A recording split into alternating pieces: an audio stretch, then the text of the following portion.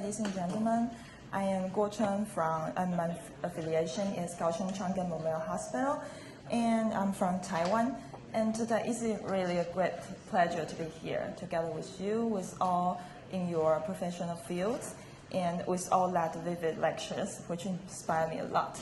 So today, I'm really agree about former speakers and what she said. What's the most important in your life? I think that's health, right? So today I'm going to present that, how we use acupuncture to treat sleep disturbance associated tinnitus in our affiliation. So please don't hesitate if you have any questions or any comments of my studies. Okay. And this will be the outline of my speech today. I'm going to control the time in 15 to 20 minutes so we can have some time for questions. Yes. So the main topic I study about is tinnitus. And tinnitus is a perception of sounds without an identifiable environmental source. So actually lots of people has been influenced by this condition. As estimated, about 5% to 15% of the population in the US have tinnitus.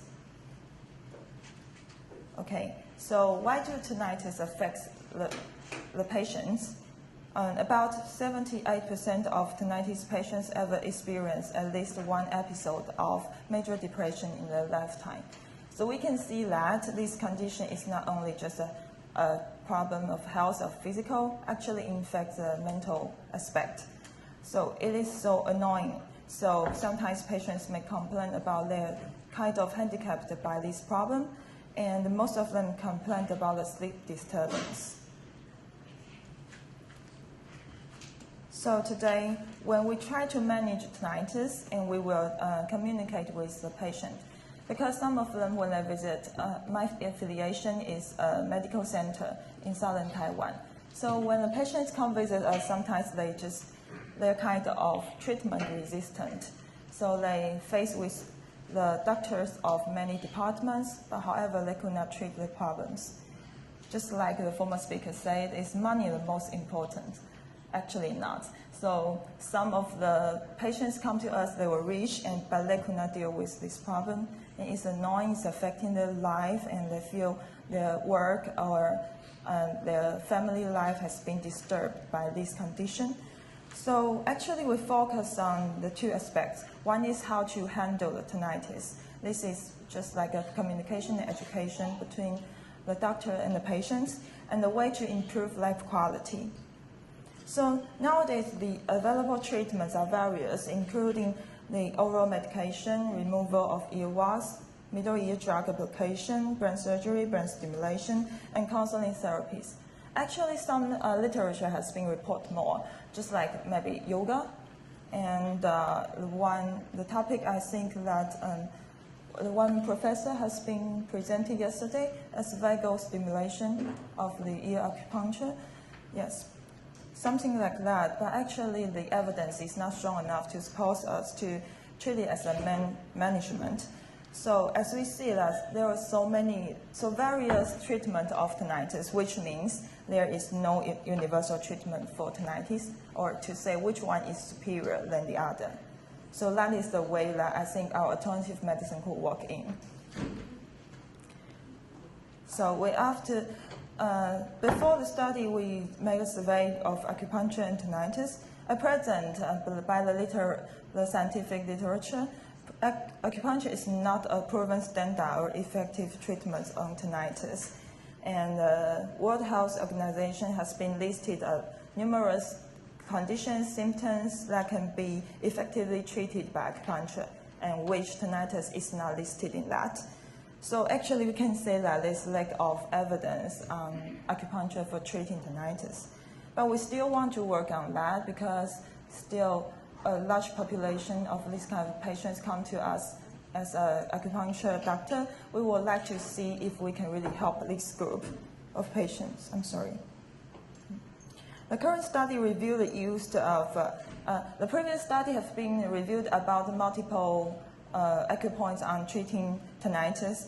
However, I think to be the recent scientific journals still think that is some kind of inconsistency of treatment.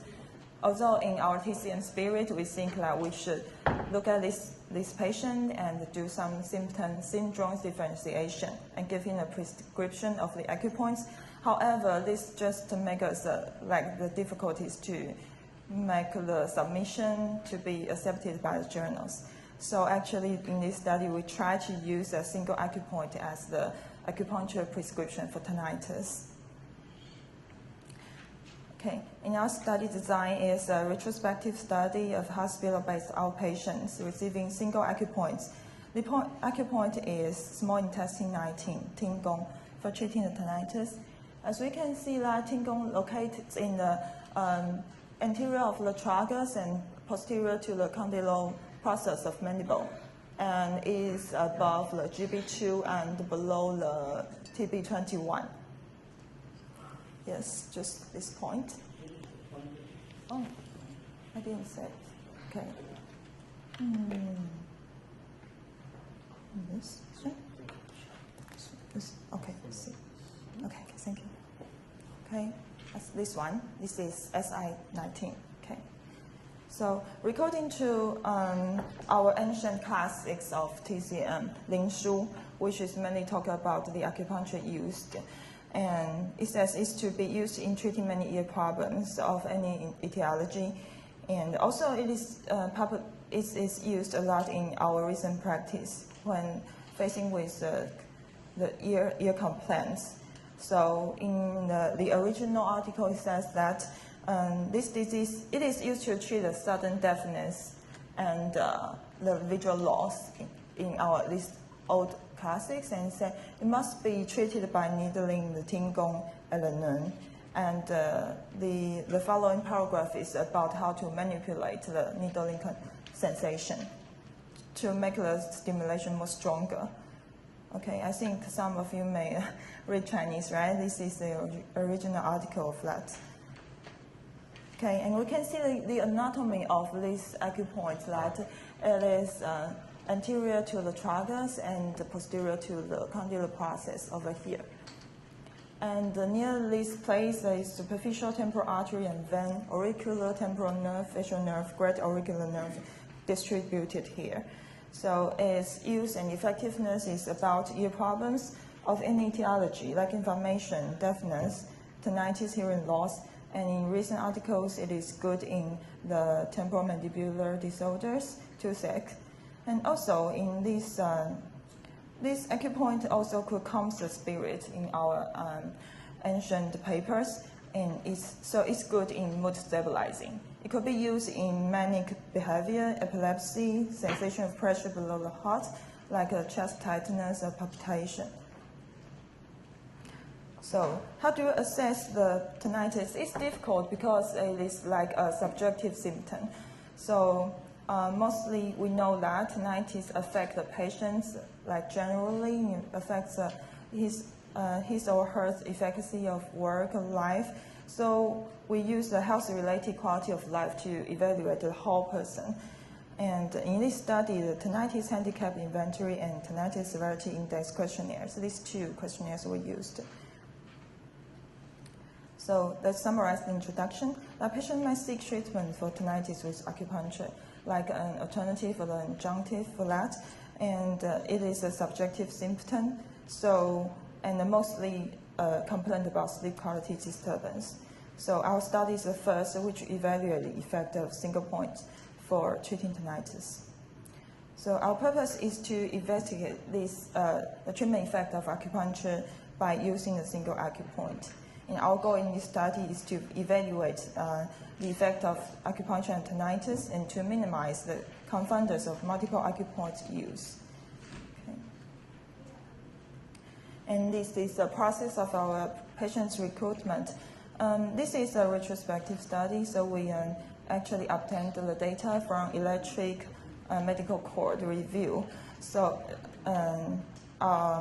when we collected the TCM outpatients of least 27 months period of time, and if they ever come to our outpatient department for as their primary complaint as tinnitus on their first visit, they enrolled in the collection, and we confirmed the diagnosis by the ICD system, which coding the 388.3 of tinnitus. And if the patients received the acupuncture at a single acupoint at SI19, their data were collected for analysis. And the other place that the otolaryngology department, if the patients reported tinnitus as their primary complaint on their first visit, and they were enrolled as control group. Okay, and if the control group over here, if he or she ever received acupuncture elsewhere or received Chinese medicine before during the study period, and then he's excluded. Or if the subject has received acupuncture by the same doctors in the case group, then he or she will be enrolled into the case group. So that's like a parallel of the two groups. The subject will be excluded if he or she is above 18 years old, or he's unable to understand the questionnaires, or there's some structural lesions of years of history of ear operation, pregnancy, severe chronic illness. So finally, the one who met the above criteria will decide the sample size. Okay. In our acupuncture delivery was performed in our department. In the intervention study is to use the ipsilateral tingle of the affected ear, and the needle was shifted right after being inserted 1 Chun, then just pulled out, and we use a needling method, the manipulation called reinforcement. That's to stronger the effects. Okay. And the 2 questionnaires I mentioned about is THI and TSI.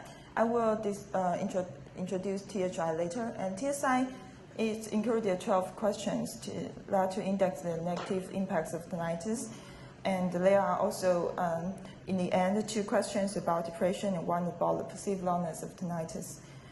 Okay, and we also record the pure tone audiometry data or any use of drugs and Chinese herbal medicines, if any. The tinnitus handicap inventory is the most popular used questionnaire to assess tinnitus, and we can see that this is how it looks like, and it's composed of 40 questions we let the patient to feel by themselves. So we can see the question in the front of the questions. They were classified into the F category or E category or C, which means functional, emotional, and catastrophic. And functional means how the tinnitus affects his functioning of life, work, or thinking, or enjoy family life, like that. And emotional means how do tinnitus affect, does that make it feel depressed or agitated? And catastrophic means a strong emotional or lifestyle change felt by the patient. So as all the total scores add up, the scores may range from 0 to 100, which the higher means the more severe extent. Okay, and THI grading of handicap could be divided by the scores adding up from slight to catastrophic handicapped extent.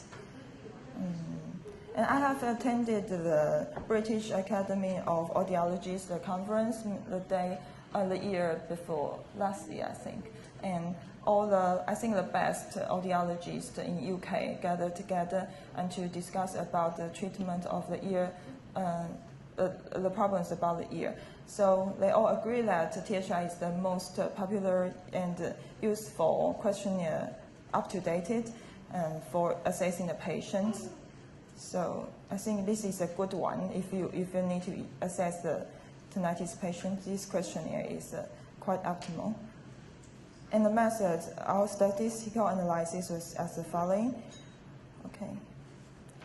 And as it's a case control study, so we use the Newcastle Tower scale and strobe statement to assess the quality of this case control study. Okay. And the sample numbers we collected in the end, in study group, female accounts for 15 and the 24 male. And the control group, the one who met the criteria was 10, and 5 female and 5 male. Okay, and we can see the characteristics of all patients enrolled. There's no difference between age or sex or affected ear, which side, and the disease course. Okay, and we can see that the main result of the THI scores is significantly reduction of all three categories, included emotional, functional, and catastrophic, and also the total score. We can see that it decreased from 43 to 35, and all the p-values above 0.05. Okay. And we can see that in the female, the trend of decreasement is more significant than men does. And in the age group of 41 to 60 years old, which accounts for a total of 29 patients, and the decreased trend is more prominent also. And we will discuss about it later. And the third item in the tinnitus severity index, as I mentioned before, both the THI and TCI, the two questionnaires contains the questions concerning about sleep quality. So if we just look at this item, does the tinnitus interfere with your sleep? This item, and let's see the scores of the patients, and it decreased with a significance. So we can assume that acupuncture treatment appears to improve the sleep quality of the patients. Okay. And because we also collect the data if the patient takes the conventional medication or a TCM, so we discuss about that if I take the drug, do I improve more? That is the more frequently asked question. And we can say in our study that no. So whether or not you take the medication, the improvement or of your symptoms does not show in this study. Okay, let's see in the figure that we can see divided the patients into no drugs use or only use TCM herbs, conventional therapy, and the combined therapy and the conventional. So we can see that if the patient takes TCM medicines combined with a conventional medication, even this blue box means emotional categories, even worse. So maybe we can say that the more medication you use, it doesn't promise that the improvement of your symptoms. Okay, and other parameters in the control group have no statistical significant difference. So that means that acupuncture intervention affected the tinnitus. Okay, and the PTA data was not improved in both control group and the treatment group. And there was no adverse reactions observed in this study. So, and let's enter the discussion. I think for the majority of acupuncture therapies in clinical trials or practice have been reported to be, if some are effective in only a small group or to say lack of evidence, but we try to demonstrate this first study to see the single acupoints on treating the tinnitus. And the result shows that the THI score can be reduced after acupuncture therapy, and especially in the women between 41 to 60 years old. So their perceived tinnitus handicap grade extent could be lower from moderate to mild. And among all the categories, the functional, emotional scores reduced for the most extent. Okay. So this single acupuncture treatment possibly can improve the sleep quality of patients. So Tingong, this acupoint has been recommended for treating not only the ear-associated problems, also psychiatric disorders, such as depressive psychosis, manic psychosis, and insanity. So this could be the reason for the improvement of the THI symptoms. And the result of this study indicates that sleep improvement after through acupuncture is more prominent in women between the age of 41 and 60. In this middle-aged women, they start to face about perimenopausal disorders accompanied by the psychosocial disturbance, and their frustration with tinnitus symptoms is greater than men do. So I think it is most helpful if we could help them relieve in their emotional and sleep quality and to improve their general well-being. Okay. So the PTA data didn't improve. So some of the reviewers of this paper asked if really acupuncture could help this group of patients, but we want to ask on that. It is whether PTA accurate predicts a patient's severity, or actually lets their life quality or their sleep quality actually makes them feel they are influenced by this condition. Okay. So we suggest that acupuncture improves sleep quality and subsequently the quality of life, and to reduce the THI score. In our shortcomings of this study is that we do not have a long-term follow-up design, but in our national health insurance system in Taiwan, 2 weeks is represent for 1 routine treatment course for acupuncture. Okay, so I think we can apply this study and to see that after the sessions of the treatment, how much we can help for the patients, and thus to conduct the protocol, standard protocol for treating tinnitus. Okay. Okay, so that's my speech about. Is there any questions? Thank you, Dr. Guo, for your presentation. Because the time is behind the schedule, so if you have any question, you may discuss with Dr. Guo during the coffee break or lunch break. I represent the conference.